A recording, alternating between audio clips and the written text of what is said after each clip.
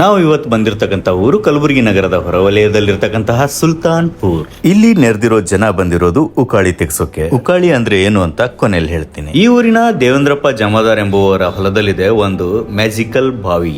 ಈ ಬಾವಿಯ ನೀರಿನಲ್ಲಿದೆ ಔಷಧೀಯ ಗುಣಗಳು, ಹೊಟ್ಟೆ ನೋವಿನಂತಹ ಉದರ ಸಂಬಂಧಿತ ರೋಗಗಳು ಹಾಗೂ ಕೆಲವು ಮಾನಸಿಕ ರೋಗಗಳಿಗೆ ಈ ಮನೆತನದವರು ತಲಾಂತರದಿಂದ ಈ ಬಾವಿಯ ನೀರಿನ ಜೊತೆ ಕೆಲವು ಔಷಧಿಗಳನ್ನ ಕೊಡ್ತಾರೆ. ತುಂಬಾ ಜನರಿಗೆ ಅವರ ಖಾಯಿಲೆಗಳು ವಾಸಿಯಾಗಿರೋದ್ರಿಂದ ಈ ಮನೆತನ ಹಾಗೂ ಇಲ್ಲಿಯ ಬಾವಿಯ ಹೆಸರು ಸುಪ್ರಸಿದ್ಧವಾಗಿದೆ. ಹಾಗೂ ಈ ಬಾವಿಯ ನೀರು ಕುಡಿಯಲೆಂದೇ ಬರುವ ಜನರ ಸಂಖ್ಯೆಯು ಅಸಂಖ್ಯಾತ. ಇದೊಂದು ರೀತಿಯ ವಮನ ಕ್ರಿಯೆಯಾಗಿದ್ದು, ಈ ಟ್ರೀಟ್ಮೆಂಟ್ ತಗೋಬೇಕು ಅಂದ್ರೆ ನೀವು ಒಂಚೂರು ಗಟ್ಟಿಯಾಗಿರ್ಬೇಕು.